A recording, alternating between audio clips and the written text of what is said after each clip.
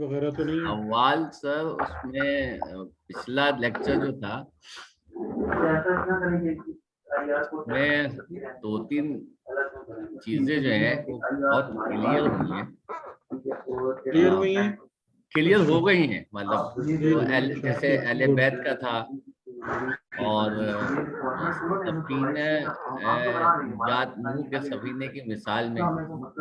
لیکن اس سے 2 باتیں ایک چیز سمجھ یہ مجھے، رضوان چلے میں کر دیتا ہوں. ہاں نہیں جی میں اصل میں دوسرے وہ یہ کہ دیکھا جائے تو اصولاً جو ہے وہ صرف 2 ہی راستے ہیں، جو میں پہلے بھی شاید کہا تھا کہ ایک وہ راستہ ہے جو آپ مطلب رسول کے ساتھ ہے، اور ایک وہ جی جو ان کے ساتھ نہیں ہے وہ کافرون میں سے ہے، مائن کافرین، مال کافرین. اس کے اندر جو ہاں، ہے یعنی یہ چیز اس وقت بہت کلیئر ہو کے سامنے آ جاتی ہے جب یعنی امر خدا ظاہر ہو جائے تب.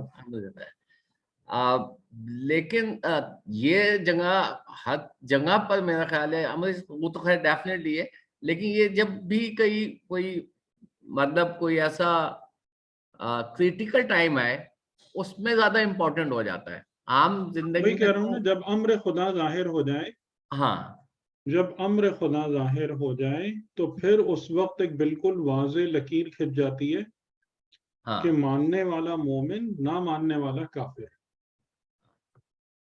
یہ اس کے درمیان میں ایک بہت واضح لکیر سامنے ہو کے نظر آ جاتی ہے. جی جی. اور شاید جو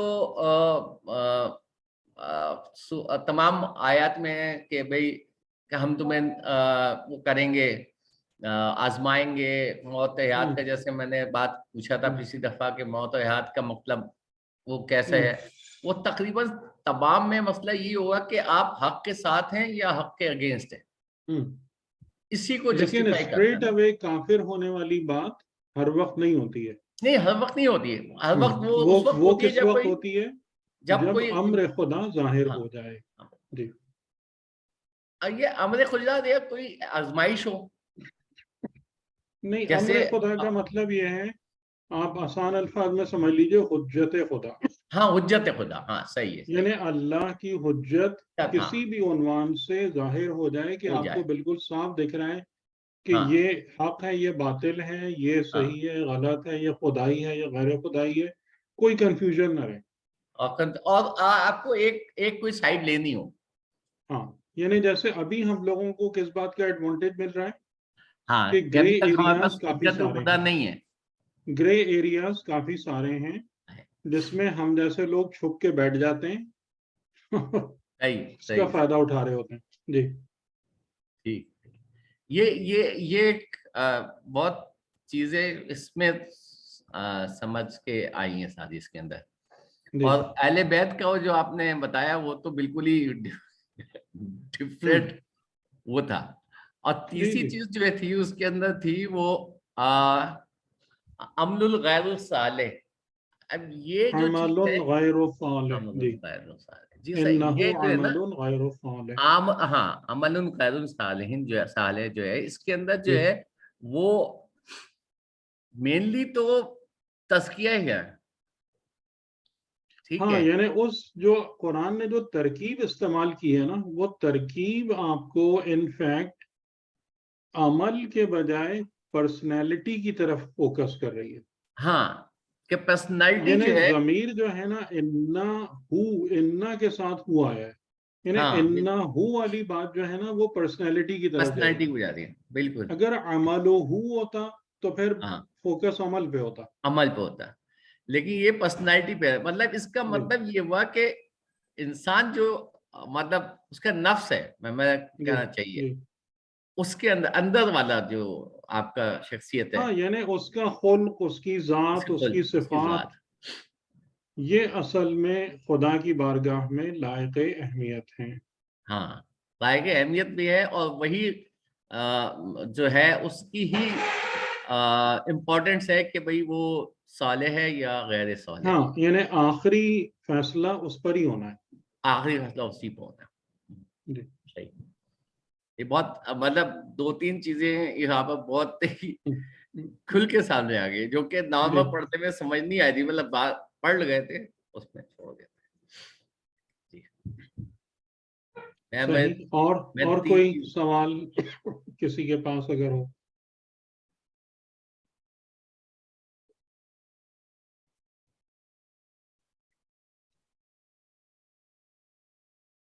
اب آپ لوگ یہ پڑھا سکتے ہیں، دوسروں کو نہیں پڑھا سکتے؟ سب پڑھا نہیں سکتے لیکن ایکسپلین کر سکتے ہیں یقیناً کہ بھئی اس کا مطلب یہ ہے. خاص طور سے وہ جو ہے نا اہل بیت کا، اہل بیت جو ہے وہ شخصیت کے نہیں ہے، اہل بیت نبوت کے. حالانکہ وہ بہت سامنے جملے ہیں، حدیثی قصہ میں بھی ہے، مختلف سیاقوں میں یہی ہے، لیکن بہت ہاں یعنی کہ اس بات کو قبول کرنا کہ یہ جو بھی سلسلہ ہے اہل بیت کا یا آل محمد کا، یہ ظاہری رشتہ داری والا کوئی نظام نہیں ہے. نہیں. اور یعنی کہ وہ ہستیاں وہ ہیں، یعنی جیسے مثال کے طور پہ نا کہ اگر حضرت ابراہیم اور حضرت اسماعیل مل کے کعبہ بنا رہے ہیں یا قربانی میں شامل ہیں، یا حضرت ابراہیم ان کو کہہ رہے ہیں کہ میں نے خواب میں یہ دیکھا آپ بھی دیکھو، اور یہ سب، تو اس کا مطلب ہے کہ یہ دو پیغمبروں کی آپس میں کنورسیشن ہے، نہ کہ باپ اور بیٹے کی. ہاں، باپ اور بیٹے کی. تو اس بات کا سمجھنا بہت ضروری ہے. یا اسی طریقے سے جیسے ہم جہاں پہ مثال کے طور پر جو غلطیاں کرتے ہیں، فار ایگزامپل کہ جناب رسول خدا جو تھے وہ جناب سیدہ سلام اللہ علیہا کے لیے تعظیم کے لیے کھڑے ہوتے تھے. تو تعظیم کے لیے کھڑے ہونے کا مطلب بیٹی کے لیے کھڑا ہونا نہیں ہے.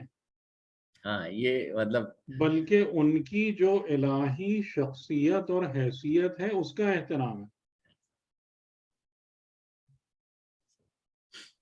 اچھا، اسی طرح ایک اہل بیت کا دوسرا ایک جو ہے جو کہ مطلب عام معاشرے میں بہت ڈسکسڈ ہے، بہت ہی کنٹروورشل ہے، میں غلط دونوں ہی غلط کانسیپٹ میں لی ہیں.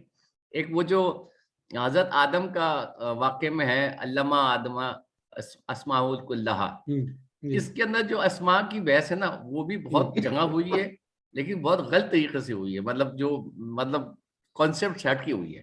میں بہت ساری جگہ پر جو آپ نے کہا نا کہ کیا اس کو پڑھا سکتے ہیں، تو میں کہا پڑھا نہیں سکتے، ایکسپلین کر سکتے ہیں بس. تو دو کانسیپٹ بہت ہی مطلب زیادہ تر وہی بیان کرتے ہیں نا کہ پنجتن کے نام تھے یا ایسے. ہاں، پنجتن کے نام تھے.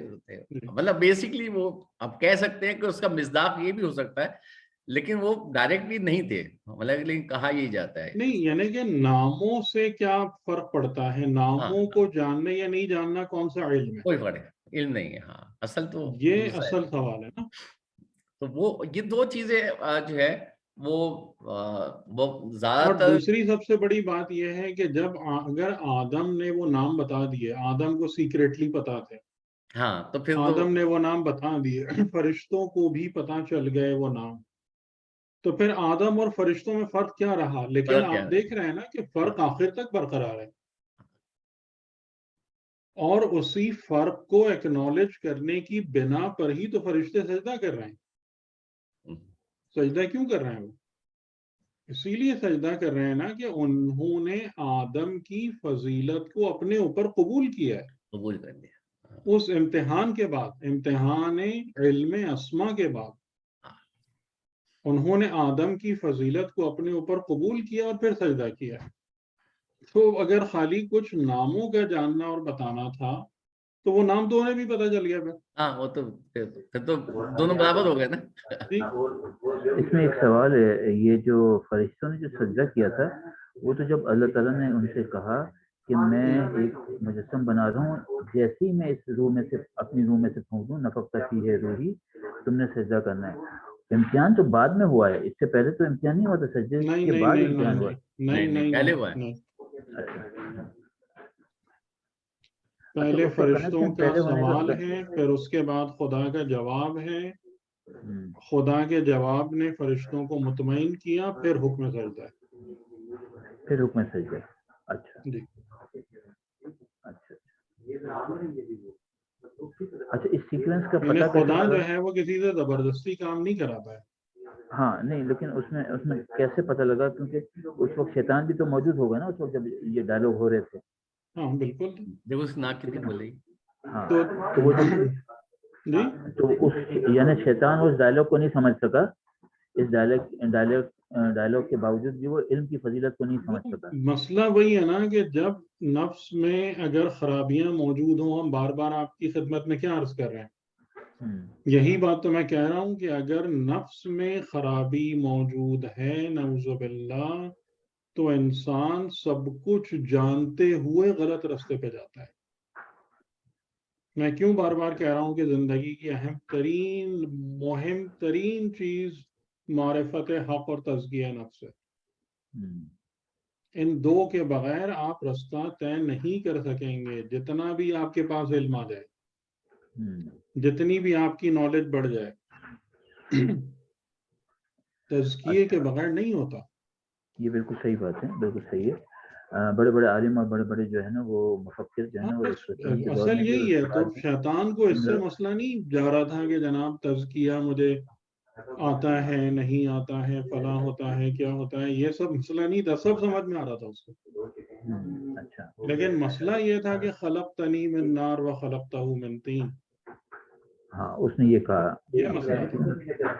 اچھا یہ سیکوینس کا کیسے پتہ لگا جو ابھی آپ نے بتایا کہ پہلے اللہ تعالیٰ نے ان سے سوالات سورہ بقرہ کی جواب آیتیں آپ دیکھ لیجئے نا, ہاں یہ سب ہم بات کر تو چکے ہیں. رضوان بھائی اس کو دیکھ چکے ہو, جب آپ دوبارہ پڑھ لیں گے نا وہ سن لیں گے تو وہ اس میں کافی ہاں وہ کلیئر تو ہوگا. سب اور سورہ بقرہ کی آیتیں دیکھ لیں, وہاں پر سب ترتیب موجود. ترتیب اسی سے آئی ہے. سورہ بقرہ کی جو آیت نمبر 30 سے لے کے آگے تک ہے, 33-34 تک, اس میں یہی ہے ساری ترتیب. جی اور کوئی بتائیے, کوئی سوال, کوئی تبصرہ؟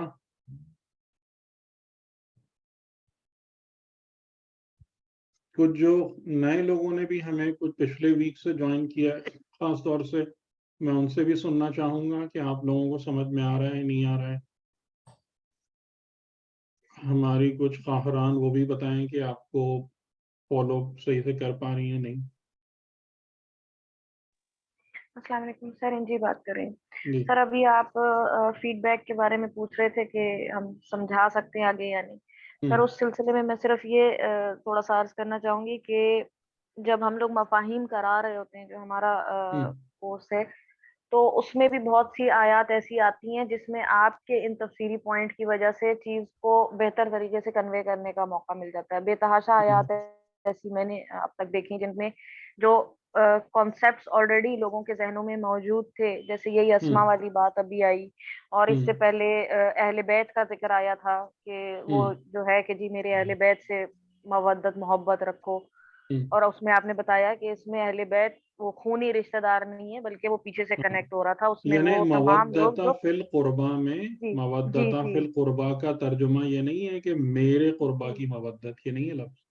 جی تو سر ان چیزوں کے کانسیپٹس تھوڑے سے آگے ڈیلیور کرنے میں کافی آسانی ہوئی. میں اپنی بات کر رہی ہوں اس سلسلے میں کہ مجھے اس میں کافی آسانی آئی. یہ بہت ساری چیزوں میں جب ڈسکشن ہوتا ہے ان آیات کے اوپر, تو صرف ترجمہ کرانے کے ساتھ تھوڑا سا یہ کنیکٹڈ جو چیزوں کی ڈسکشن یا ڈسکرپشن ہے وہ میں کنوے کر دیتی ہوں آپ کے اس ریفرنس سے.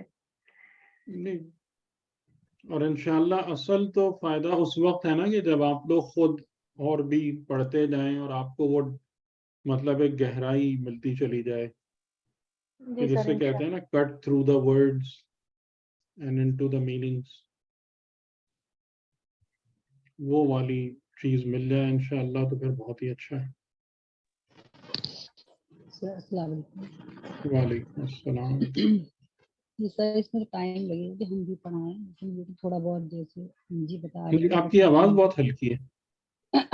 جیسے انجی بتا رہی ہیں نا ایسے میں بھی اپنے اسٹوڈینٹس ڈسکس کرتی ہوں, جو باتیں کنفرم ہوتی ہیں اور میں نے آپ سے کوسچن میں پوچھی ہوتی ہے, بس ان کو سے زیادہ نہیں. کہ مطلب بعض دفعہ ایسی بحث ہوتی ہے, جیسے میں نے ابھی سوال بھی آپ سے کیا تھا کہ وہ کسی نے مجھ سے کہا تھا, اسٹوڈنٹ نے میری, تو وہ کہ گروپ پہ ہی میں نے آپ سے پوچھا تھا کہ وہ یعنی کہ خدا نے اپنے غیبت کے پردوں میں چھپایا, تو وہ بھی انہوں نے کسی ये मौलाना अलामा के नाम लिया था, जबकि मुझे उस पे नहीं था। बाद में मैंने वो ही कंफ्यूज थी, वो समझ नहीं पाएंगे ना लेक्चर्स को या उसको। नहीं, खुदा तो ने ऐसी बातें गैब होती के तो मैं कहती पर्दों हूँ। में,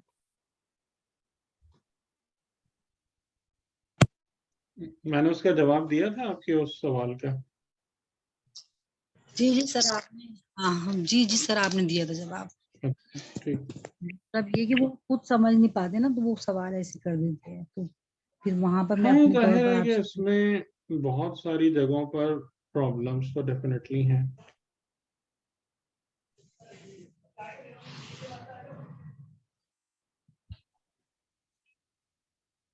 अच्छा सर, ये आयत जो सूरह वत्तीन में जो है, लक़द खलक़नल इंसान, पहले वो है ना एहसन और खालिक की, मतलब इंसान को एहसन खालिक किया सबसे पहले, ये होगा ना, अहसन फी बाद में। अहसन तक़वीम।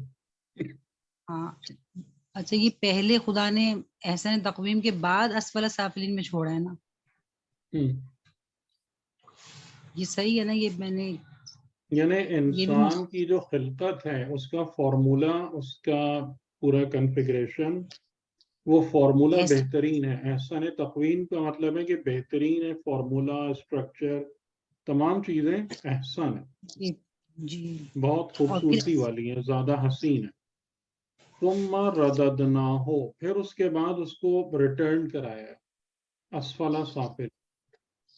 तो इसका मतलब ये है कि इंसान की जो हकीकी खिलकत इंसानी है वो खाली ये मिट्टी पानी नहीं है, वरना रददनाहु का वर्ड नहीं आता। रददनाहु यानी पलटाया, लौटाया। तो जी जी यानी ये आप उसी से मिला सकते हैं कि ये जैसे मिट्टी बुलंद हुई, उसने आलम मलकूत से या रूह खुदा से एक राबता और ताल्लुक पैदा किया, तो उसके बाद वो क्या बनी? इंसान। जी जी सर। और सर और एक, फिर वो बेहतरीन फार्मूला, उस बेहतरीन फार्मूले पर जो मखलूक खल्क हुई, फिर उसको दोबारा इसी मिट्टी और पानी के डोमेन में लौटा दिया गया, जो असफल साफिलीन। और जी, एक जगह ये भी तो है ना कि इंसान को भी मतलब कबद में बनाया है, लक़द खलक़नल इंसान फी हाँ, कबद, यानी तो सख्ती में। सख्ती में, तो इससे क्या माना होगा? इसका माना यह है कि जिस जिंदगी में मैं और आप इस वक्त मौजूद हैं, ये आसान जिंदगी नहीं है। इस इम्तिहान। जिंदगी में इंसान को मुसलसल मुज़ाहमत, रुकावट, सख्ती का सामना करना पड़ेगा। यानी ये जो लाइफ है, ये फ्रॉम बर्थ टू डेथ आपके सामने चैलेंजेस थ्रो करती है, और इंसान को जिंदा रहने के लिए उन चैलेंजेस का मुकाबला करते रहना पड़ेगा। तो इसमें यानी कि मादा और नफसी दोनों होगी जिंदगी, जिस्म और यानी जो रूह, इंसान है, जो इंसान का पूरा, मल, जैसे आप इंसान कहते हैं, उसको अलग अलग क्यों कर रहे हैं? मतलब अलग ये अलग नहीं, मतलब कि नफ्स पे ही होगा, नफ्स के, हमारा नफ्स है उसमें ही जो मुश्किलात। कुछ होता है वो नफ्स के साथ ही होता है। अगर जी, इंसान की रियलिटी और असालत को देखा जाए तो वो नफ्स है, बदन तो नहीं है। बदन तो एक बदन टूल के बदन भी तो हैसियत में रखता है ना, बदन भी तो मुश्किलात सहता है ना, मौसमों की और बीमारी की सूरत में, और है। नहीं वो अगर नहीं हो मिसाल के तौर पर, नफ्स की तवज्जो हट जाती है, यानी कि आप अगर इस चीज को देखें कि मुख्तलिफ लोग हैं एक ही हालात में, एक ही माहौल में, एक बंदा ज्यादा परेशान हो जाता है, एक बंदा कम परेशान होता है, तो उसकी वजह उसका बदन है या उसका नफ्स है? नफ्स होता है। तो फिर असल चीज तो नफ्स की तरफ पलटती है, क्योंकि यही बदन जब मर जाता है तो फिर क्या होता है? फिर इस बदन को कुछ भी नहीं होता। सही, जी ये सर। ना सख्ती महसूस करता है, ना गर्मी, ना सर्दी, कुछ भी। तो यकीनन बदन, जब तक हम इस दुनिया की जिंदगी में हैं, हमारा एक इंटीग्रल पार्ट है, हमारे वजूद के साथ जुड़ा हुआ है। लेकिन असल जो तमाम की तमाम फीलिंग्स हैं और एक्सप्रेशंस हैं, वो सारी नफ्स से रिलेटेड होती हैं। सही, सही।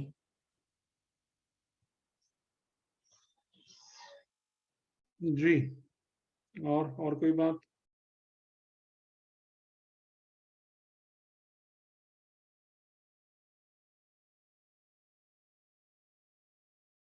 آج کل تو میرا خیال ہے آپ لوگوں کی پھر کوئی مصروفیت شروع ہو جائے گی مجالس وغیرہ کی. شروع ہو گئی ہے سر. نہیں سر ہو جائے گی, کلاس تو اپنے ٹائم پر ہوگی نا انشاءاللہ.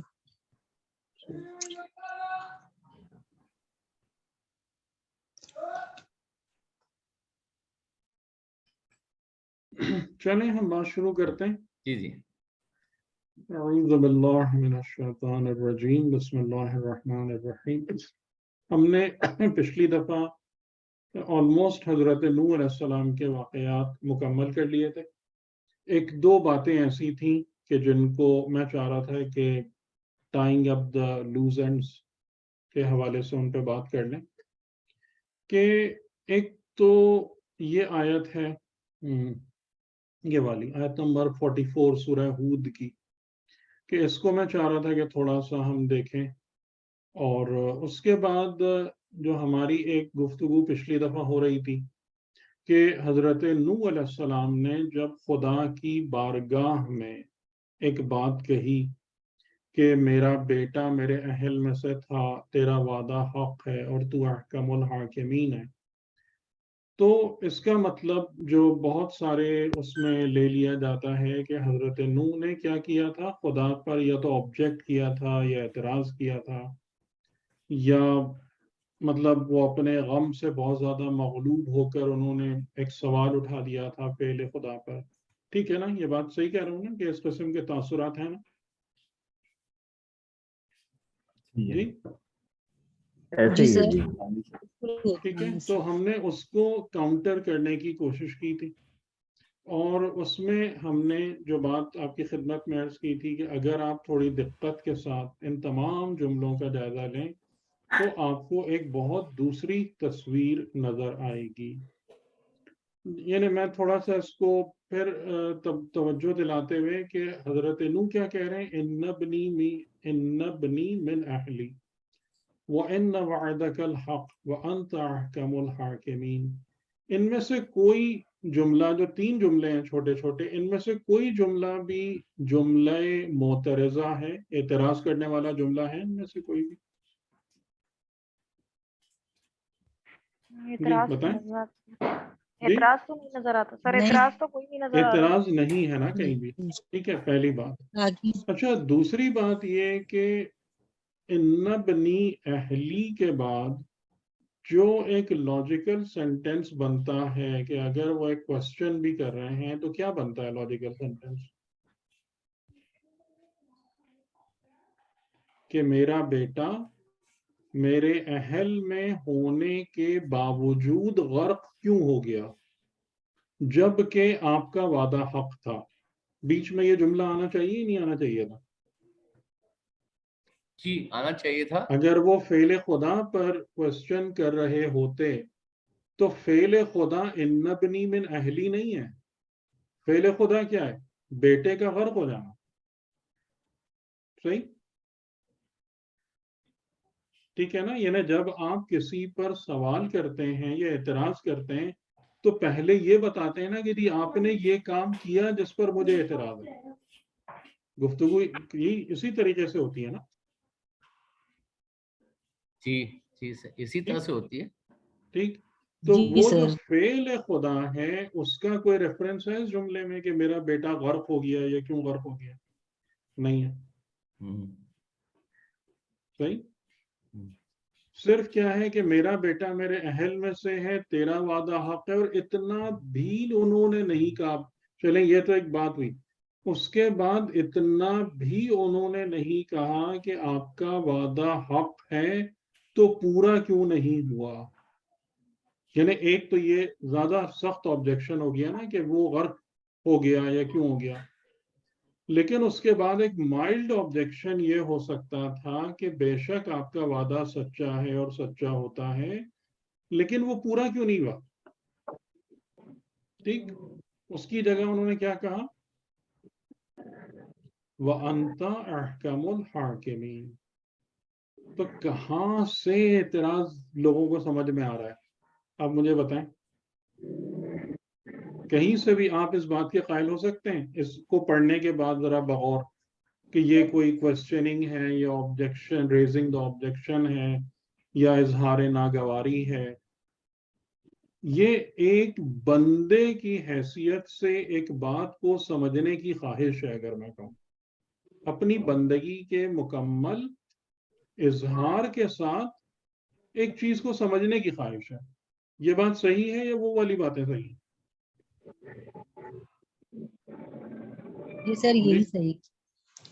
اور ایک سمجھ میں سمجھنے والی بات صحیح بھی ہے سر اس میں کہ پیغمبر بھی جو خدا ہی سے التجا کرتا ہے اور جو بھی ہے اس کی. اچھا، اور پھر دوسرا اس پر ہم بات کر چکے کہ خدا کا جو جواب تھا وہ ایکسپلین کرنے والا جواب ہے، وہ ڈانٹنے والا جواب نہیں ہے، تنبیہ نہیں ہے اس میں.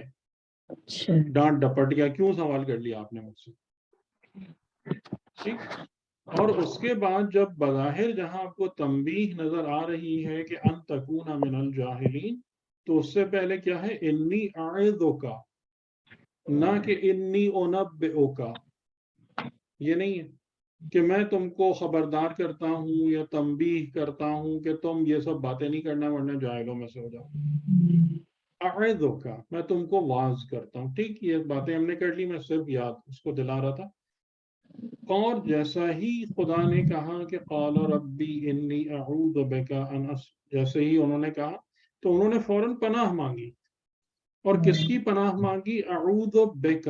یہ بھی ایک بہت اہم کنسپٹ ہے جو ائمہ معصومین علیہ السلام کی دعاؤں میں بھی موجود ہے. فررت بنفسی الیک، ٹھیک ہے، یا میں تجھ سے بھاگ کر تیری طرف آ رہا ہوں، یا میں اپنی جان کو لے کر تیری طرف فرار کر رہا ہوں. ٹھیک، یعنی اس میں کیا مطلب ہوا کہ پناہ گاہ خدا ہی ہے ہر قسم کے. یعنی ایون اگر آپ خدا کے غیظ و غضب سے بھی پناہ لیں گے تو کہاں پناہ لیں گے؟ خدا میں ہی پناہ لیں گے. یہ بات سمجھ میں آ گئی؟ جی سر. یعنی یہ مطلب نہیں ہے کہ خدا کے غضب سے پناہ لینے کے لیے کسی اور کے پاس چلے جائیں گے، جو کہ نارملی نہیں ہوتا. کیونکہ اگر آپ پرسن اے کے غضب سے فرار کر رہے ہیں تو آپ پرسن بی کے پاس جائیں گے یا سی کے پاس جائیں گے، اس کے غضب سے بھاگ کر دوبارہ اسی کے پاس نہیں آ جائیں گے. تو یہ ایک بات یہاں پر اور ہم کو سمجھ میں آ رہی ہے.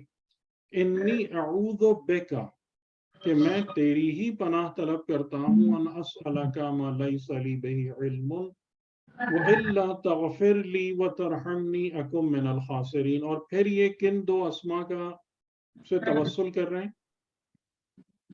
اپنی مشکل اور پریشانی کو حل کرنے کے لیے؟ غفور رحیم. ٹھیک ہے، تو اب یہ بات تو آپ کے ذہن نشین ہو گئی نا کہ آپ کے مسائل دنیاوی اور اخروی کو سولو کرنے کے لیے موسٹ ایفیکٹو یا جو سب سے زیادہ اہم اسما ہیں وہ غفور و رحیم. ٹھیک ہے، یہ بات واضح ہو گئی. یہاں پر میں ایک چیز اور آپ کو تھوڑا سا اس کو اور کلیریفائی کروں، اور اس کی طرف بھی ہم نے پچھلی دفعہ اشارہ بھی کیا تھا کہ جو سب سے بڑی غلطی سرزد ہوتی ہے ہم لوگوں سے وہ یہ ہے کہ ہم معصومین کو اپنے مرتبے اور معیار یا اپنی عقل کے مطابق ان کے تمام چیزوں کو جانچتے ہیں یا پلیس کرتے ہیں یا اسٹینڈرڈائز کرتے ہیں. ٹھیک ہے، یہ سب سے زیادہ ایک کہہ لیں کہ خوفناک غلطی ہے کہ جس کی بنا پر ہم گمراہی کا شکار ہو جاتے ہیں. ٹھیک ہے، میری یہ بات واضح ہو رہی ہے؟ جی سر. بات واضح ہو رہی ہے یا نہیں؟ یعنی آپ مجھے، جیسے میں آپ کو ایک بات بتاؤں کہ ہم بی بی زینب سلام اللہ علیہا کے لیے عصر عاشور، روز عاشور، ہم کیا تصویر پیش کرتے ہیں ان کی؟ بتائیں. مطلب ایسے ہی کرتے ہیں، بی بی رو رہی ہیں اور بہت احتجاج کر رہی ہیں. مطلب اپنے کو مصیبت زدہ قرار دے رہی ہیں، ہائے واویلا فریاد، ہاں منہ پہ یہ ہاتھ سب ہے مارے، نا؟ سب بیان جی سر. ٹھیک.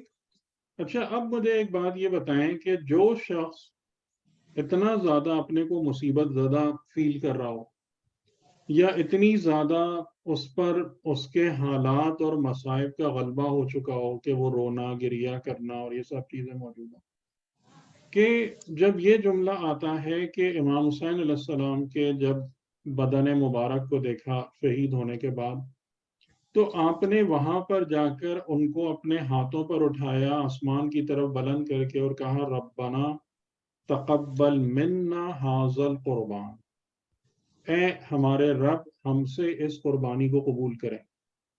ایک مصیبت زدہ انسان اس قسم کی بات کوئی کر سکتا ہے؟ اس قسم کا کوئی کام؟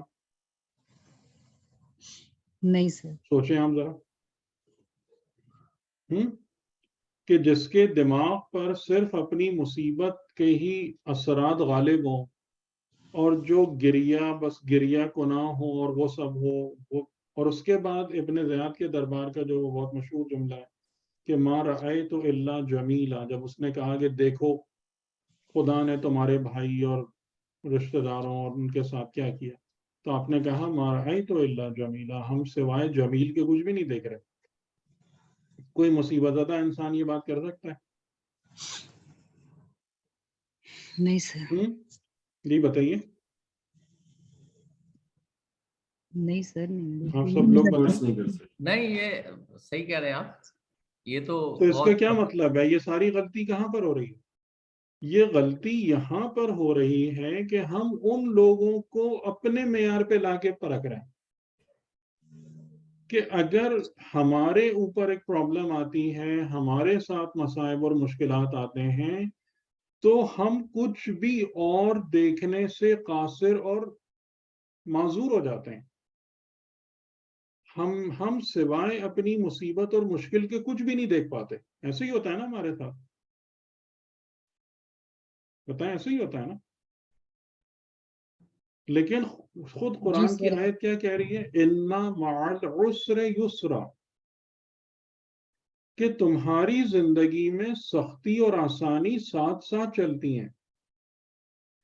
لیکن ہم کیا ہیں؟ کیونکہ ہمارے نفس کے اندر خرابی ہے، پستی ہے، ضعف ہے، تو ہم پر اگر عسر اور سختی آتی ہے تو اس کے ان پیرلل جو یسر چل رہی ہے اس کو ہم نہیں دیکھ پاتے. ہماری نظریں اس طرف اٹھتی نہیں ہیں، صرف اور صرف اپنی سختیوں میں پھنس کے رہ جاتی ہیں. لیکن اولیاء خدا ایسے تھوڑی ہوتے ہیں کہ جب امام علی علیہ السلام فرما رہے ہیں کہ ہم نے کوئی چیز نہیں دیکھی مگر اس سے قبل اور اس کی معیت میں اور اس کے آخر میں بعد خدا کو دیکھا، تو یہ بات آسانی کے لیے بھی ہے، سختی کے لیے بھی ہے. ٹھیک. تو پرابلم ساری کی ساری یہی ہوتی ہے کہ ہمارے پاس کیونکہ الفاظ ہیں تو ہم ان الفاظ کو لیتے ہیں اور اپنے معیار کے مطابق اس کو معنی پہنتے ہیں، اور پھر اس کے بعد ہم یہ سمجھنا شروع کر دیتے ہیں کہ یہ وہ تمام کے تمام لوگ جو تھے نا وہ بھی ایسے ہی تھے. کہ جیسے اگر ہم اللہ نہ کرے اس قسم کی مشکل میں پڑیں تو جیسا ہم بیہیو کریں گے انہوں نے بھی ایسا ہی بیہیو کیا ہوگا، انہوں نے بھی وہی طریقہ اختیار کیا ہوگا. تو آپ مجھے بتائیں کہ یہ ایک فنڈامنٹل مسٹیک ہے یا نہیں ہے معصوم کو سمجھنے کے لیے، معصوم کے کاموں کو سمجھنے کے لیے؟ بے شک ہے. جی سر بالکل یہی ہے. بلکہ جو حضرت زینب کا بعد میں کے بھی خطبات ہیں اس کو دیکھنے کے بعد کہیں نہیں لگتا کہ کوئی مصیبت زدہ، کوئی کمزور شکست یافتہ کوئی شخص بات کر رہا ہے. جی بالکل بالکل. سر سید الشہداء کے لیے بھی یہی چیز ذہن میں ہے. حسین السلام کو بھی لے کر ہم لوگ زیادہ تر یہی سمجھتے ہیں کہ بہت زیادہ مظلوم تھے، بہت زیادہ ان کے اوپر مصیبت آئیں تو اس وجہ سے مظلومیت واقعات کے حوالے سے اپنی جگہ درست ہے، لیکن مظلوم ہونے کا معنی بے کس و بیچارہ، گریہ کنا، فریاد کرنے والا، یہ کیسے مظلوم کا معنی نکلا ہے؟ سوال یہاں پر ہے نا. ٹھیک، تو میں آپ کو ایک دو جگہ سے، جیسے میں نے اسی چیز کو، اسی پوائنٹ کو واضح کرنے کے لیے میں دیکھیں ایک دو چیزیں آپ کو دکھاؤں. سورہ والصافات، سورہ والصافات نمبر 37، سورہ نمبر 37. اور اس سورہ میں جیسے کئی ساری صورتوں میں ترتیب سے انبیاء علیہ السلام کے واقعات نقل کیے گئے، لیکن اس سورہ میں جو خاص بات ہے وہ یہ کہ ہر نبی کا واقعہ نقل کرنے کے بعد خدا کی طرف سے اس نبی پر سلام بھیجا گیا. ٹھیک ہے، سورہ والصافات میں واقعات انبیاء کو بیان کرنے کے بعد ان دا اینڈ کیا ہے؟ ہر نبی پر سلام ہے. سلام علی ابراہیم، سلام علی موسیٰ و ہارون، سلام علی الیاسین، اس طریقے سے. ٹھیک. اچھا، اس سلام میں حضرت نوح علیہ السلام کے لیے ایک اسپیشلٹی ہے جو باقی کسی نبی کے لیے نہیں آئی ہے. وہ کیا ہے بتائیے؟ آپ کے سامنے آیت ہے. سلام علی نوح فی العالمین، یا ان کا اسپیشلٹی کیا ہے؟ عالمین کے لیے فی العالمین، عالمین میں. باقی انبیاء کے لیے یہ بات نہیں آئی ہے، فی العالمین کا ورڈ نہیں ہے وہاں پہ. ٹھیک ہے، سلام علی نوح فی العالمین. اس سے جو ہم ایک فوری مطلب نکال سکتے ہیں، وہ کیا مطلب نکال سکتے ہیں؟ کہ حضرت نوح علیہ السلام نے جو 950 سال کی تبلیغی زندگی گزاری، وہ کسی ایک کنٹری یا سٹی میں نہیں گزاری ہے. وہ تمام جگہوں پر مطلب جا کے، دورے کر کے، ہجرت کر کے، وہاں پر بیٹھ کے لوگوں کو سمجھانا، بتانا، جو ہم نے سورہ نوح کی آیتوں میں دیکھا تھا کہ انہوں نے کس طریقے سے دعوت دی. اب یہاں پر سوال یہ پیدا ہوتا ہے کہ جس ہستی پر خدا سلام کرتا ہے اور کر رہا ہے، وہ ہستی اس قسم کی غلطیاں کر سکتی ہے جو ہم ایٹریبیوٹ کر رہے ہوتے ہیں ان پر، کہ اہل کا معنی سمجھ میں نہیں آیا، خدا پر اعتراض کر دیا فلاں. آپ کی عقل میں یہ دونوں باتیں میچ کرتی ہیں؟ جی بتائیے. نہیں نہیں، دونوں باتیں سچ نہیں آتی. یہ تو مجھ جیسے کسی انسان کی حرکت ہو سکتی ہے نا، جی، جس پر خدا سلام کر رہے ہیں، اور اسپیشل سلام ہے، سلام علی نوح فی العالمین. اور وہ انسان ایسا ہوگا کہ جناب وہ ایک نارمل انسان جیسی غلطی کرے گا اور خدا سے ڈانٹ کھائے گا.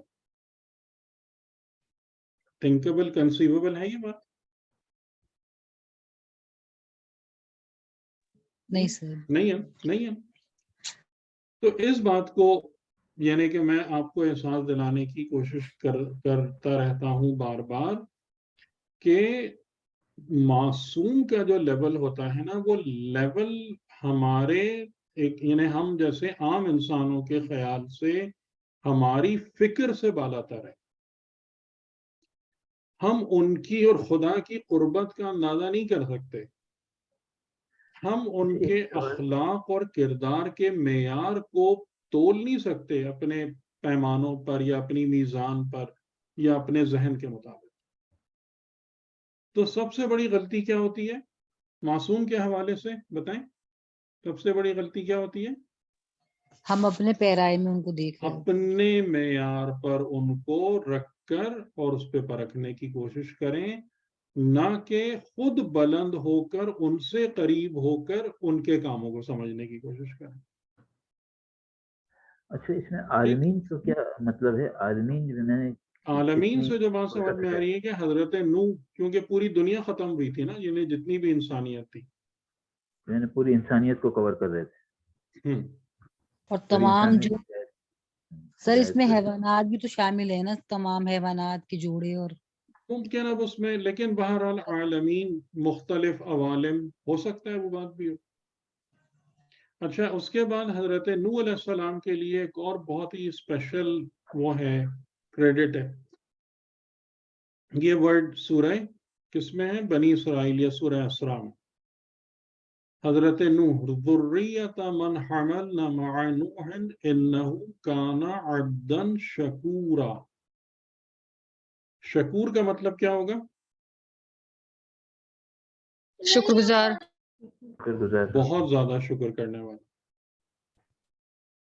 ठीक है, यानी फ़ऊल का जो वजन है, जैसे गफूर यानी बहुत ज्यादा मग़फ़िरत वाला, शकूर बहुत ज्यादा शुक्र करने वाला। और इन्नहु काना अब्दन शकूरा, जिसको खुदा ये सनद दे कि ये मेरा अब्द है, और जिसके लिए खुदा इस बात को बयान करे कि ये मेरा बहुत शुक्रगुजार अब्द है, ये कोई मामूली मकाम और मेयार है हमारे ख्याल में? नहीं, ऑफ कोर्स, क्योंकि आप तो लोग हर कोई एफर्ट के उसमें आता है ना, डिक्लेरेशन तो नहीं है, तो एक्सेप्टेंस ही कंफर्मेशन है। ये शकूरा तो बहुत अजमत वाली बात है कि जो कि हर नबी के लिए भी अल्लाह ताला ने इस्तेमाल नहीं किया है, रसूल सल्लल्लाहु अलैहि वसल्लम के अलावा किसी और। जी, तो अब आपको मतलब बात समझ में आ रही है? अब इस पर्सनैलिटी पर उस किस्म के फतवे देना, अब क्या कहते हैं उस बारे में? तो ये सूरह असरा में आया है, जी बिल्कुल, शुरू में है आयत नंबर 3, इन्नहु काना अब्दन शकूरा।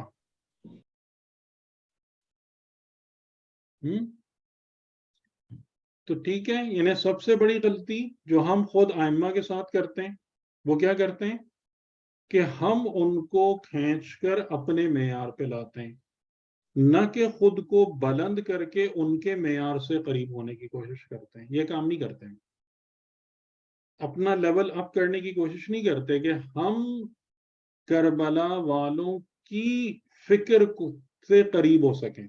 नहीं, उनकी तमाम बातों को खींचकर अपने लेवल पे ले आते हैं कि अगर हमें उस किस्म के किसी हालात का सामना करना पड़े तो जैसा हम सोचेंगे, जैसा हम रिएक्ट करेंगे, जैसा हम बिहेव करेंगे, उन्होंने भी ऐसे किया हो।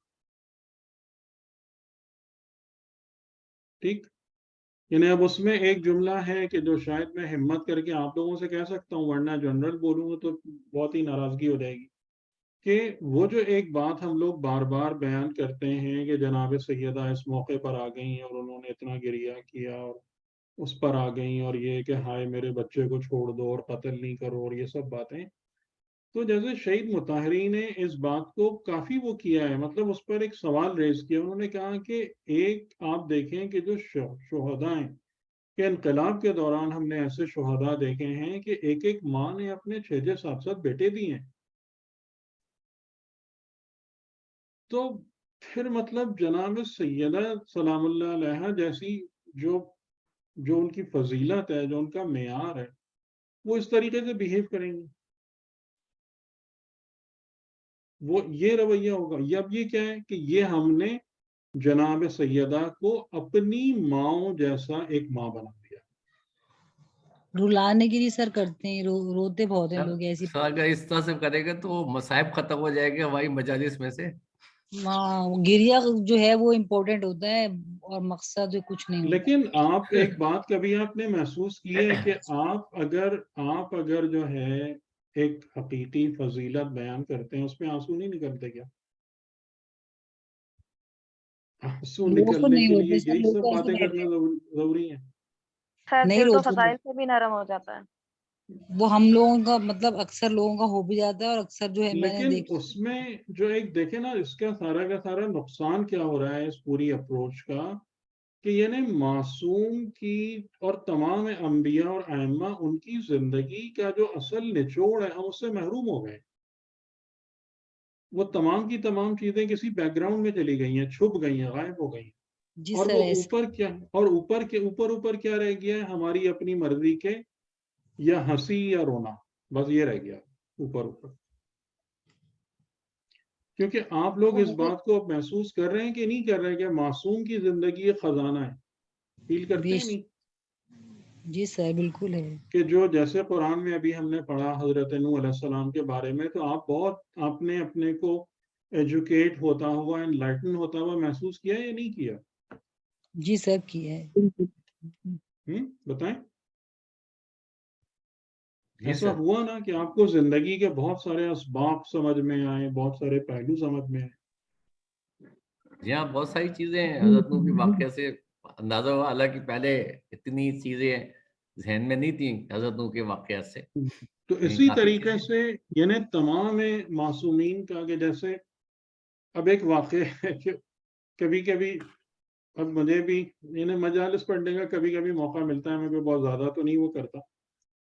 تو اب مثال کے طور پر میں آپ کو سناؤں, سلمان کو ذہن میں بھی ہوگا, بات کر چکے ہیں کہ امام علی علیہ السلام کے انتقال کے وقت کے ایام کی بات, یعنی لمحات کی بات, سوری, کہ یعنی امام علی علیہ السلام حالت غشی میں تھے, اور پھر اس کے بعد آپ نے آنکھیں کھولیں, اور آپ کے جو بھی اولادیں آپ کے چاروں طرف بیٹھی ہوئی تھے تو ان کو سب کو نظر گھما کر سب کو دیکھا, اور پھر یہ آپ نے فرمایا کہ میں تم سب کو خدا کے حوالے کرتا ہوں, سونپتا ہوں, اور وہ میرا بہترین خلیفہ ہے میرے بعد. ٹھیک ہے, میرا خلیفہ, خلیفہ کا مطلب کیا؟ میرے بعد تمہاری نگرانی کرنے والا, میرے بعد میری جگہ تمہاری خبرگیری کرنے والا کون ہے؟ اللہ ہے, میں نے اس کے حوالے کیا. پھر اس کے بعد آپ فرماتے ہیں کہ یہ میرے بھائی جعفر ہیں, یہ حمزہ ہیں, یہ یعنی ان لوگوں کے آپ نے نام لینے شروع کیے کہ جو جن کے ساتھ یعنی وہ حضرات اور افراد جن کے ساتھ آپ نے زندگی گزاری تھی, جو جعفر طیار یا جناب حمزہ اور اس قسم کے قبیل کے, کہ یہ آئے ہیں اور یہ کہہ رہے ہیں کہ آپ آئیے, آپ کے استقبال کے لیے تیاری ہے, اور وہ سب ہم آپ کے آمادہ ہیں اور منتظر ہیں.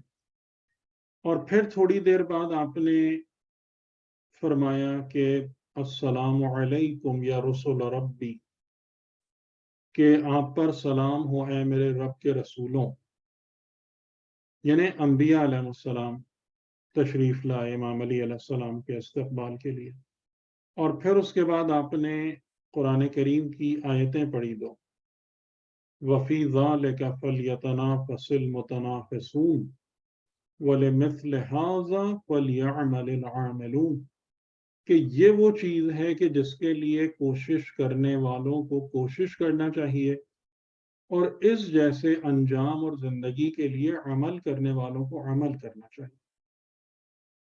اور پھر اس کے بعد آپ نے اپنے پیروں کو پھیلا لیا, اور آپ کی پیشانی پر پسینے کے قطرات نمودار ہونا شروع ہوئے, اور آپ نے کلمہ شہادت ادا کیا اور رخصت ہو گئے. اس پہ رونا نہیں آتا کسی کو؟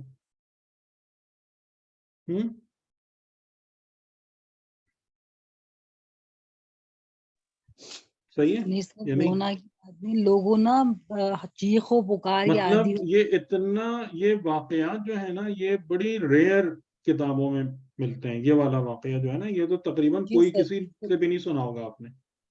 جی سر بالکل نہیں سنا. امام علی علیہ السلام کے انتقال کے وقت کا جو واقعہ ہے, لیکن بہت ہارٹ ٹچنگ ہے, کہ آپ کے دل کو چھوتا ہے, آپ کو بہت. اب اس پر انسان کو اگر آپ کے اندر ایک بیداری ہے اور شعور ہے تو اس پر انسان کو رونا آتا ہے. لیکن یہ وہ رونا نہیں ہے کہ جو آپ زبردستی کی مصیبتیں ایجاد کر کے لوگوں کو رلا رہے ہوتے ہیں, بلکہ ایک رونا وہ ہوتا ہے کہ جو فضیلت اور کرامت اور شرافت کی محبت میں نکلتا ہے آنکھوں سے آنسو, کہ جب آپ با فضیلت اور با کرامت انسانوں کے معیار کو, ان کے مقامات کو, ان کے کردار کو دیکھتے ہیں نا, تو آپ کی پوری ذات متاثر ہوتی ہے اور آپ کی آنکھوں سے آنسو نکلتے ہیں. وہ رونا بھی بہت قیمتی ہوتا ہے. ٹھیک, تو یعنی معصومین پر ظلم نہ کریں. میری یہ ساری باتیں کہنے کا مقصد کیا ہے کہ معصوم پر ظلم خالی غیروں اور دشمنوں نے نہیں کیا, اپنے بھی کرتے ہیں. اور اپنے مطلب بغیر توجہ کے ظلم کرتے ہیں. اور وہ ظلم کیا ہے؟ جیسے امام علی علیہ السلام نے فرمایا کہ میرے اوپر ظلم کیا ہے کہ میرا مقابلہ معاویہ جیسوں سے کر رہے ہیں. یہ میرے اوپر ظلم ہے. یعنی یہاں سے ہی وہ بات سمجھ میں آ رہی ہے نا کہ مجھے کھینچ کے اس سطح پہ لا رہے ہیں. تو یہ معصوم کی زندگی پر ظلم ہے کہ اگر اس کو ہم اپنے معیار، اپنے سٹینڈرڈ، اپنی باتوں کے لحاظ سے ان کو پرکھیں یا اس کے بارے میں فیصلے کریں. ٹھیک، تو یہ ایک اہم ٹاپک تھا. ہو سکتا ہے کہ میں نے اس کو تھوڑا سا پرولونگ کر دیا ہو اس موضوع کو، لیکن میرے نقطہ نظر سے اس کی بہت اہمیت ہے، خاص طور سے ہمارے طور طریقوں کو دیکھتے ہوئے. ٹھیک ہے نا؟ کلیئر ہو گئی نا بات؟ بالکل. جی سر، ابھی آپ نے جو آیت بتائی کہ مولا علی نے آیت کی تلاوت کی، اس کا حوالہ بتائیے گا. یہ وہی سورہ والصافات کی آیتیں ہیں. آپ دیکھ لیجئے کہ لِمِثْلِ هَٰذَا فَلْيَعْمَلِ الْعَامِلُونَ اہل بہشت کے حوالے سے ہیں. وَفِي ذَٰلِكَ فَلْيَتَنَافَسِ الْمُتَنَافِسُونَ. ان میں سے یہ دو الگ آیتیں ہیں. ان میں سے ایک تو سورہ والصافات میں اور دوسری مجھے ایگزیکٹلی یاد نہیں ہے. اچھا سر. لیکن اس کا مطلب یہ ہے کہ اس کے لیے کوشش کرنے والوں کو کوشش ایسے انجام تک پہنچو کہ اولیاء خدا وقت انتقال آئیں اور تمہارا استقبال کریں. ہم اتنے تو نہیں اپنے کو لائق سمجھ سکتے کہ انبیاء ہمارا استقبال کریں، یہ تو ہمارا مقام اور معیار نہیں ہے. لیکن کم از کم اولیاء تو آئیں ہمیں لینے کے لیے. ٹھیک ہے نا؟ جی سر. اچھا، اب اس کے بعد ہمارے پاس حضرت نوح علیہ السلام کا تذکرہ ختم کرنے کے بعد اب ہمارے پاس جو آتے ہیں انبیاء وہ حضرت ہود اور صالح علیہ السلام ہیں. اب یہ میں آپ کے اوپر چوائس چھوڑتا ہوں کہ ہم ان کا ذکر کریں یا ہم ڈائریکٹلی حضرت ابراہیم پر جائیں، کیونکہ اس کی وجہ یہ ہے کہ بہرحال آپ نے دیکھا نا کہ ہر نبی کے جو جس طریقے سے قرآن کریم میں بیان ہوا تو وہ ایک دقت طلب واقعات ہیں. ان میں آپ کو غور کرنا ہوتا ہے، اس کی ڈیپتھ میں جانا ہوتا ہے، اس پر ٹائم لگانا پڑتا ہے، تب آپ کو کچھ چیزیں سمجھ میں آتی ہیں. تو ہم حضرت ابراہیم علیہ السلام پہ بھی جا سکتے ہیں اگر آپ لوگ یہ چاہتے ہیں کہ ہماری گفتگو نسبتاً جلدی ختم ہو جائے، ہم جلدی اپنے کورس مٹیریل کو پورا کر لیں. نہیں سر، السلام علیکم. میرے سکون سے انبیاء کے بارے میں سر ہمیں پتہ ہونا چاہیے کو کور کرتے ہوئے چلتے ہیں. جی ہاں سر. ایک وہ جو آیت نمبر 44 ہے اس کو بھی ڈسکس کر لینا، رہ جائے گی. ہاں، ارے ہاں، میں اس کو تو بھول ہی گیا. آیت نمبر 44 کو ڈسکس کر لیں. جی. یہ بہت، اس کو علامہ طباطبائی نے تفسیر المیزان میں لکھا ہے کہ یہ قرآن کی بلیغ ترین آیتوں میں سے ایک آیت ہے. ٹھیک ہے، یہ آیت نمبر 44 کہ اس میں یعنی قرآن کی فصاحت و بلاغت کا جو جوہر ہے نا وہ چھلک کے سامنے آتا ہے. وقیلا پیسے ہوئے یعنی کہا گیا، یعنی کہنے والے کو نہیں بتایا جا رہا کہ کس نے کہا گیا. یہ انداز کہ کہنے والے کو جب مخفی رکھا جا رہا ہوتا ہے تو یہ انداز اس وقت بھی اختیار کیا جاتا ہے کہ جب کہنے والے کی عظمت بہت زیادہ ہو یا کام کی عظمت بہت زیادہ ہو. تو پھر آپ مطلب ڈائریکٹلی اس کے نام سے ریفر نہیں کرتے جس نے اس کام کو کیا یا جس نے آرڈر دیا. پھر آپ کہتے ہیں then it was ordered، پھر یہ کہا گیا یا پھر یہ حکم ہوا. تو یہ انداز یہاں پر اختیار کیا گیا. ٹھیک ہے، قیلا کہ کہا گیا. کیا کہا گیا؟ اب میں آپ لوگوں سے پوچھتا ہوں کہ یہ آیت پڑھ کے کہ اس میں کتنے جملے ہیں. یا ارض ابلعی ماءک ویا سماء اقلعی وغیض الماء وقضی الامر واستوت علی الجود وَقِيلَ بُعْدًا لِلْقَوْمِ الظَّالِمِينَ. اس ایک آیت میں کتنے کام ہو رہے ہیں؟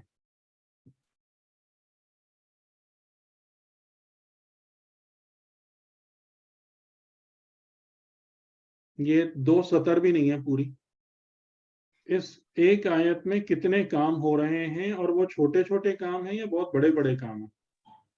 6 بہت بڑے بڑے کام ہیں سر. 6 ہو رہے ہیں سر. 6. اس بنا پر یہ آیت جو ہے نا یہ بلیغ ترین آیت ہے. اچھا، اور یعنی کہ 6 ایکچولی 6 مائل سٹونز کو بیان کیا جا رہا ہے. ٹھیک ہے، 6 یعنی کہ وہ کام کے جو سمجھ لیں کہ ایک پورے مرحلے کا اختتام ہے، ان کو بیان کیا جا رہا ہے. اور اس خوبصورتی کے ساتھ بیان کیا جا رہا ہے کہ کہیں ایمبیگیوٹی نہیں پیدا ہو رہی. ٹھیک ہے، اس بنا پر جیسے علامہ طباطبائی نے کہا کہ یہ بلیغ ترین آیتوں میں سے. میری بات آپ لوگ سمجھ رہے ہیں کہ 6 بزرگ کاموں کے ہونے کی اطلاع اس طریقے سے دی جائے کہ آپ ان سب کو اپنے اچھے طریقے سے سمجھ لیں کہ کیا ہو رہا ہے، اور کہیں پر آپ کے لیے ابہام اور کنفیوژن پیدا نہ ہو. یہ کمال بلاغت ہے. اچھا، اب دیکھیں کہ وہ 6 چیزیں کیا ہیں. نمبر 1، یعنی اب یہ طوفان جب تھا اور پہاڑ جیسی موجیں تھیں اور سب تھا، اب اس کے بعد جب یہ تمام معاملہ طوفان کا کنکلوڈ ہو رہا ہے تو اب اس کی بات ہے. یا ارض ابلعی. ارض ابلعی کا مطلب کیا ہے؟ ابلاع کس کو کہتے ہیں؟ and it is such a beautiful term. آپ لوگوں کو ظاہر ہے پتہ نہیں ہوگا. ٹھیک ہے، ابلاع ایک خاص ایکسپریشن ہے کہ یعنی اس کا ظاہری ترجمہ کیا ہوگا؟ اے زمین، اے ارض، اپنے پانی کو نگل لے. ٹھیک ہے، واپس لے لے نہیں، نگل لے. لیکن ابلعی جو ہے نا خاص طور سے اونٹ کے پانی پینے کو کہتے ہیں. اور آپ نے اگر کبھی کراچی میں تو آپ کو اونٹ دکھ جائیں گے کہ آپ اگر کبھی اس کو غور کریں نا تو اونٹ جب پانی پیتا ہے نا تو اتنی آسانی سے نہیں جیسے میں اور آپ حلق میں ڈال کے اونڈیل لیتے ہیں نا اور سیدھا ہمارے اندر چلا جاتا ہے، کیونکہ اونٹ کی گردن کی شیپ آپ نے دیکھی ہے نا، ایسے کرو ہوتی ہے. ٹھیک ہے، تو اس کے پانی پینے کے ساتھ ایک آواز آتی ہے جس کو ہم کہتے ہیں ڈکرانا، اور وہ چیزیں وہ سب اس سے ہوتی ہیں. اتنا ایزی نہیں ہوتا. تو قرآن کریم زمین کے، کیونکہ جب طوفان آیا تھا تو پانی زمین میں سے بھی ابل رہا تھا اور آسمان سے بھی برس رہا تھا. صحیح؟ تو اب جب حکم آیا اس معاملے کو ختم کرنے کا تو سب سے پہلا حکم کس کو گیا؟ زمین کو گیا، ارض کو. اور یہاں پر ایک اور بہت خاص بات کیا ہے بتائیں آپ لوگ، پوائنٹ آؤٹ کرائیں. اس پر ہم پہلے بات کر چکے ہیں.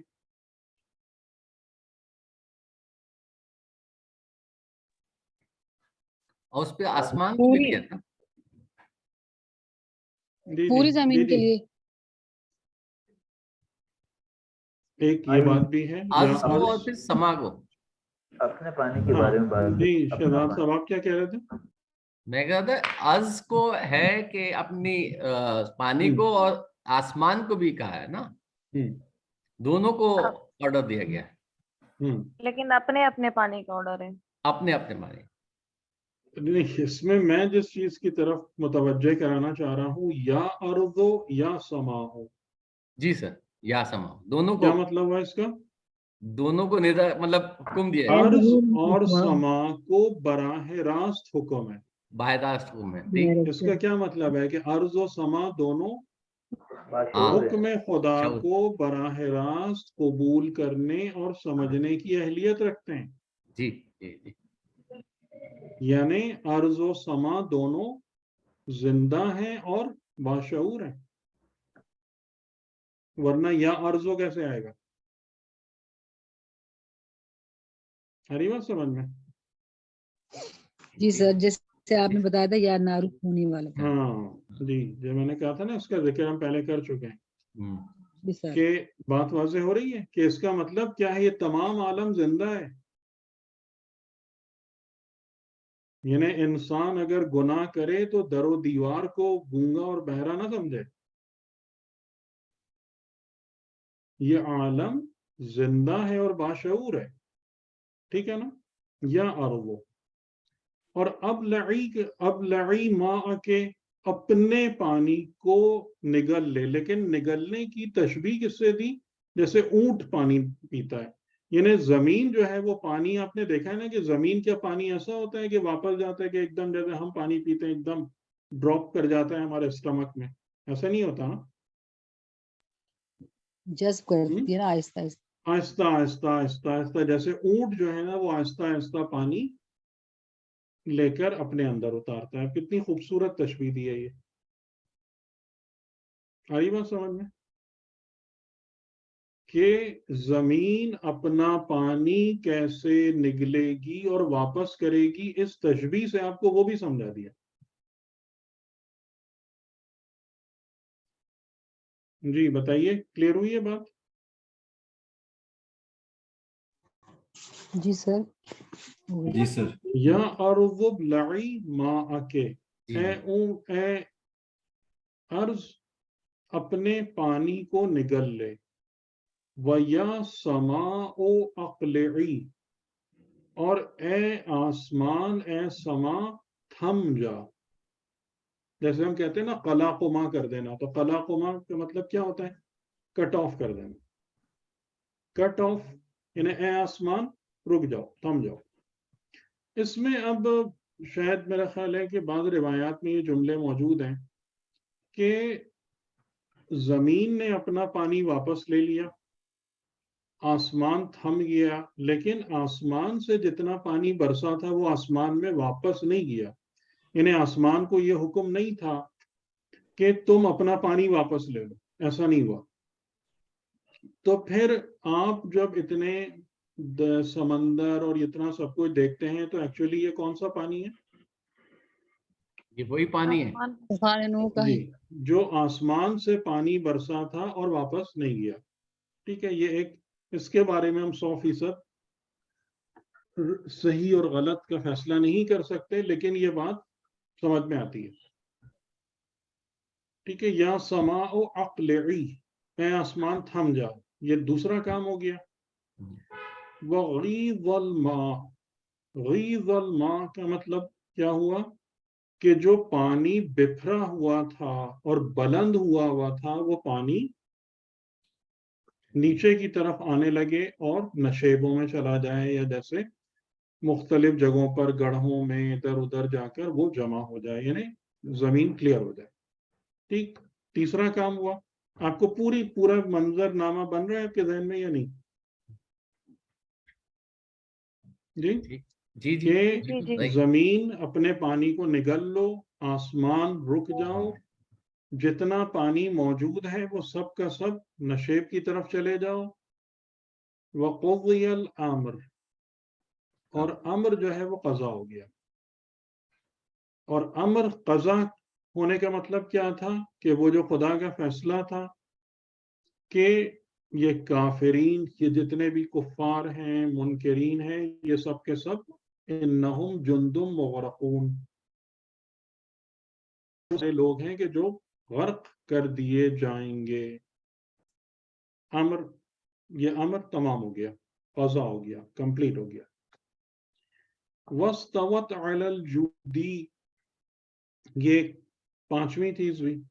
تو اب اس کے بعد حضرت نوح علیہ السلام جس کشتی میں جو ان کا سفینہ تھا, فلک, وہ کہاں پر؟ وَاسْتَوَتْ کا کیا مطلب ہے؟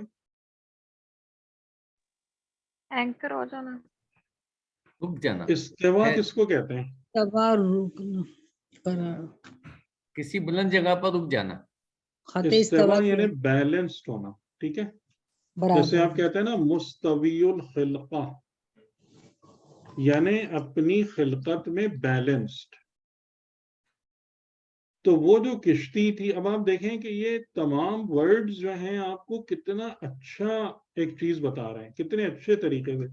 آپ ایک چیز بتائیں کہ اگر ایک بالکل, یعنی آپ اس کو ہوا میں بھی سمجھ سکتے ہیں, پانی میں بھی سمجھ سکتے ہیں کہ اگر ایک ہوائی جہاز یا پانی کا جہاز बहुत बुरे तूफान में फंसा हुआ हो तो वो कैसे एंकर करेगा? लुढ़कता पुढ़कता बड़ी मुसीबतों से जान बचाता हुआ, यानी कि जब जहाज तूफान में फंसते हैं तो क्या होता है, फिर कहीं मुश्किल से भागते हैं, बचते हैं, बड़ी अजीब किस्म की लैंडिंग करते हैं, उसमें डैमेजिंग होती है, या ऐसे ही वो पानी के जहाज जो तूफान में फंस जाते हैं वो पता नहीं बहते बहाते कहाँ निकल जाते हैं। ठीक, बैलेंस्ड स्टेट पर किसी पहाड़ पे जाके तो नहीं रुकते ना ऐसे जहाज। वस्तवत अलल जूदी का क्या मतलब है कि वो जहाज जो था वो बिल्कुल प्रॉपर सुकून के साथ एक मुस्तवी यानी बैलेंस्ड हालत में जूदी पर जाकर मुस्तकिर हो गया, करार पा गया। ठीक, यानी अल्लाह ने उस जहाज को तूफान के असरात से मुकम्मल तौर से महफूज रखा। बात समझ में आ गई? पूरा मंजरनामा खिंच गया या नहीं आपके सामने? जी सर। इस एक आयत के छोटे छोटे जुमलों ने पूरी मंजर कशी कर दी। इसीलिए इसको कहते हैं कि ये बलीग तरीन आयत है कुरान की, कि आप अगर इस पर गौर करें, इसको सोचें, तो आप मतलब कहेंगे कि वाकईन दो दो लफ्जों में जिस तरीके से पूरा सिलसिला समझा दिया कि क्या क्या हुआ और इतने बड़े बड़े काम किस तरीके से अंजाम पाए, तो आप एवरीथिंग यू कैन विजुअलाइज। वकीला, और फिर कहा गया बुअदन लिलकौमिज़ ज़ालिमीन, अब यहाँ से जो जालिम कौम थी उनके लिए बुअद हो, दूरी हो, वो यहाँ से हटें, उनकी कोई जगह नहीं है यहाँ पर। ठीक, बात क्लियर हो गई? जी सर, बात क्लियर हो गई। सही सही सही। अच्छा, और फिर उसके बाद क़ीला या नूह बित, फिर उसके बाद हम कहा गया ए नूह एहबित। ये एहबित जो है ना, ये बड़ा मानी खेज है। ये एहबित कहाँ पर आया पहले? हजरत आदम के किस्से में। हजरत आदम के। तो ये हुबूत सानी है। हुबूत सानी। और ये एहबित, एहबितू का क्या मतलब है? उतर जाओ, नीचे उतरो, नीचे उतरो। हाँ, हजरत आदम को क्यों कहा गया था एहबितू? क्योंकि वो एक जन्नत से फिर जमीन पर आ रहे थे, जन्नत से नीचे उतरो। ठीक, यानी कि उस मकाम से कि जहां पर तुम्हारी जिंदगी पुरसुकून है, बाआफियत है, वहां से निकलकर दारे बला और फितने में जाओ, ये एहबितू। हजरत नूह अलैहिस्सलाम का जो एहबित है ये बहुत डिफरेंट है। उससे पहले क्या जुमला आया? वकीला बुअदन लिलकौमिज़ ज़ालिमीन, यानी अब यहाँ पर जुल्म का कोई जिक्र गुजर नहीं है। यहाँ पे जालिमीन खत्म हो गए, दूर हो जाओ। अब यहाँ पर जितने लोग हैं सब मोमिनीन हैं। सही, एहबित बिस्सलामिम मिन्ना व बरकातिन अलैका व अला उममिन मिम्मन मअक। वो एहबित जो था वो लाइक अ पनिशमेंट था, जिस पर हजरत आदम ने फौरन रब्बना ज़लमना अनफुसना पढ़ा। लेकिन ये एहबित जो है ये क्या है? हमारी तरफ से सलामती के साथ, बरकतों के साथ, जो तेरे ऊपर भी हैं और उन उम्मतों के ऊपर भी हैं जो तेरे साथ इस किश्ती में मौजूद हैं। तो मैं और आप हजरत आदम के एहबितू के नतीजे में हैं या हजरत नूह के एहबित के नतीजे में? हजरत आदम, वो हजरत आदम। हजरत नूह के एहबित, जहाँ पर सलामती है। तो इसका मतलब क्या हुआ कि अब आपके पास वो वाली हालत इनफैक्ट खत्म हो गई है। खुदा ने वो जो शुरू में एक प्रॉब्लम थी आदम के जमीन पर आने के बाद, वो हजरत नूह की बरकत से खत्म कर दी। और फिर जो इंसानियत वजूद में आई वो खुदा की तरफ से बरकतों सलामती के साए में है। ٹھیک ہے. اور وہ برکت و سلامتی خالی اللہ نے یہ نہیں کہا کہ تم پر ہے، بلکہ کس پر کہا؟ وَعَلَىٰ أُمَمٍ مِّمَّن مَّعَكَ، ان امتوں پر، یعنی ان کے جو 3 بیٹے تھے جن سے پوری انسانیت بنی، سام، حام، یافس، ان سب پر ہماری برکتیں ہیں اور سلامتی ہے. ٹھیک. تو یعنی اس کا مطلب کیا ہوا کہ حضرت نوح علیہ السلام کا جو واقعہ تھا وہ انفیکٹ حضرت آدم کے زندگی یا ان کے حبوط کے ساتھ، زمین پر آنے کے ساتھ جو پرابلمز آدمیت اور انسانیت کو لاحق تھی ان کو کلین اپ کر دیا اس نے. آپ اس بات سے ایگری کرتے ہیں؟ نہیں؟ تھوڑا سا سوچ کے بتائیں کہ ایسا یہ بات آپ کو نظر آ رہی ہے نہیں آ رہی؟ دوبارہ ذرا سوال کیجیے گا. میں تھوڑا یہ اور پھر ایک سوال میرے کہ حضرت آدم علیہ السلام جب زمین پر آئے ہیں تو اس اہبتو کے ساتھ بہت ساری پرابلمز تھی نا جی. یعنی وہ اہبتو جو تھا وہ ظاہراً ایک معصیت کے نتیجے میں تھا کہ خدا کے نصیحت کے خلاف ورزی ہو گئی. وہ جو اہبتو تھا وہ شیطان کی ہمراہی میں تھا. اس میں ایک ساتھ تک ایک دوسرے کے دشمن بن کے اتر جاؤ. ہاں دشمن بنو، ایک تو عداوت ہوگی، یہ ہوگا وہ ہوگا، اور وہ فوراً نظر ہی آ گیا حابیل اور قابیل کے اس میں، اور یہ ساری چیزیں. تو یعنی اب جب یہ سارا حضرت نوح کے طوفان تک پہنچنے کے بعد جب یہ حکم آیا بعداً للقوم الظالمین، اور جو بھی اس کشتی میں ہیں ان سب پر خدا کی طرف سے سلامتی اور برکتیں ہیں، تو اس کا مطلب ہے کہ یہ جو انسانیت پھر اس کے بعد وجود میں آئی ہے وہ انسانیت ان سلامتیوں اور برکتوں کے ساتھ ہے نا اس کی زندگی. جی سر. یعنی خدا نے اس چیز کو کلین کیا ہے کہ جو ان دا بگننگ ہیومینٹی کے ساتھ ہی. اچھا یہ پہلو جو ہے نا یہ تقریباً ہم بالکل نہیں دیکھتے، ہم وہ خالی حضرت آدم والے مسائل کو دیکھ رہے ہوتے ہیں. جی سر. جی ٹھیک. تو یعنی کہ پھر حضرت نوح جو آدم ثانی ہیں وہ جب ان کو کہا گیا کہ اہبت، تو وہ پھر بسلام منا و برکات علیکا ہے.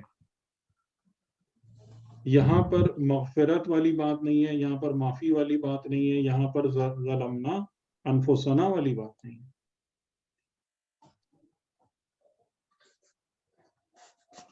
تلک من انباء الغیب نوحیہا الیک، وہ یہ ساری باتیں ہیں، انباء یعنی خبریں ہیں جو غیبی خبریں ہیں جس کی تم کو خبر نہیں ہے.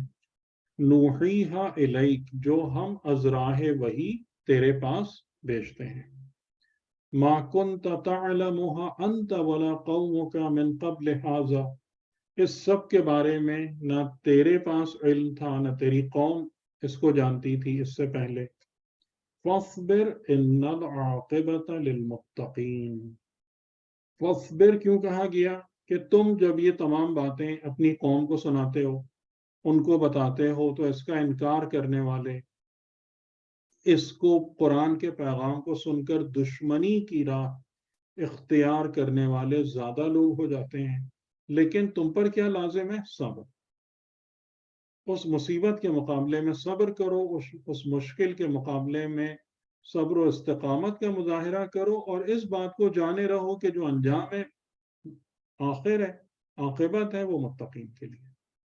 متقین کو گھبرانے، پریشان ہونے، ڈرنے کی کوئی ضرورت نہیں ہے. باقی لوگ ہیں کہ جن کے لیے مسائل ہیں وہ خوف زدہ ہوں اور وہ اپنی خیر منائیں. ٹھیک. تو یہاں پر جناب علی حضرت نوح علیہ السلام کا واقعہ جو ہے وہ کمپلیٹلی فنش ہو جاتا ہے. ٹھیک ہے. اور اس میں ہم کو ایک بہت اہم بات یہ سمجھ میں آ جاتی ہے کہ حضرت نوح علیہ السلام سے جس انسانیت کی ابتدا ہوئی تو وہ انسانیت جو ہے وہ خدا کی سلامتی اور برکتوں کے سائے میں پروان چڑھی ہے انشاءاللہ اپنے کمال تک جانے کے لیے. ٹھیک. تو آج کی حد تک پھر یہاں روکتے ہیں. اگر لیکن سر یہاں پر بھی سوال تو میت کا ہے، میت کا ہے نا، معاکم ہے نا، جو تمہارے ساتھ ہیں. تو اس وقت تو سارے مومنین ساتھی تھے نا ان کے سفینے نہیں، میں. اس کے بعد والی بھی ہے، اس کے بعد والی امت کا بھی ہے وہ امتیں جو تمہارے ساتھ رہیں گی. ظاہر ہے یہ بات سارا جو ہے وہ کہ مسئلہ تو معیت کا ہے. تو سر یہ جو آپ کہہ رہے کہ سر رحمتوں اور برکتوں کے ساتھ جو ہے وہ انسانیت کی ابتدا ہوئی, تو پھر یہ ہمارے رسول تک پہنچنے پر سے اتنا زیادہ پھر اس میں مطلب وہ آ گیا فساد اور یہ وہ تو تھوڑے دن بعد ہی آ گیا. وہ تو ہاں. جب ہم حضرت ہود علیہ السلام کے واقعات پڑھیں گے اسی میں فساد آ گیا. تو یہ لیکن میں آپ کو جو ایک بات کہنا چاہ رہا تھا کہ جیسے ایک ہے نا خاص طور سے کرسچنز وغیرہ میں بھی اور مسلمانوں کے اندر بھی ایک بات بعض لوگ یہ کرتے ہیں کہ ہیومینٹی کرزڈ ہے. یعنی ہیومینٹی جو ہے انسانیت ایک لحاظ سے خدا کی طرف سے معصیت کے ساتھ شروع ہوئی اور اس پر ایک پھٹکار آئی کہ نکلو یہاں سے جنت سے باہر جاؤ یہ ہو. تو یعنی کہ آپ کو کیا تاثر ملتا ہے کہ انسان جو ہے نا وہ ایک لحاظ سے نکالی ہوئی دھتکاری ہوئی مخلوق ہے کہ جس کو خدا نے جو ہے نا ڈیگریڈ کیا ہے وہ کیا ہے. تو میں اس تاثر کو ختم کرنا چاہ رہا ہوں کہ ایسا نہیں ہے کہ وہ جو ایک چیز تھی وہ کلین اپ ہوئی ہے حضرت نوح علیہ السلام کے دور میں کہ اگر شروع میں وہ مسئلہ تھا بھی تو وہ مسئلہ پرج ہوا ہے, صاف ستھرا ہوا ہے, اور حضرت نوح کو دوبارہ کہا گیا کہ اب یہاں سے تم نیچے اترو زمین پر, لیکن کیسے اترو؟ ہماری طرف سے سلامتی اور برکتوں کو لے کر اترو. تو باقی انسانیت پھر وہاں سے آئی ہے جو آج موجود ہے. تو وہ راندہ جنت نہیں ہے یہ انسانیت. ٹھیک ہے نا, یہ میں کہنا چاہ رہا تھا. اچھا اس میں باقی وہ تو جو حرکتیں ہیں لوگوں کی وہ تو ہیں اپنی جگہ, اس میں تو کوئی انکار نہیں. اچھا میں 2 سوال پوچھنا چاہ رہا تھا اس میں. جی سر آواز آ رہی ہے؟ جی بولیں. ہاں ایک تو میں یہ چونکہ آپ نے خود ہی کلیئر کر دیا, میں سمجھ رہا تھا کہ اب نوح کے اوپر سلامتی آ گئی تو اب آئندہ سلامتی کے ساتھ ہی ہم نے زندگی گزارنی ہے.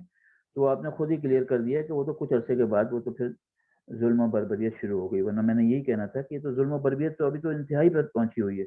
تو وہ تو ایک چیز کلیئر ہو گئی کہ سلامتی. مسئلہ دیکھیں یہاں پر ایک بات کو واضح رکھیں.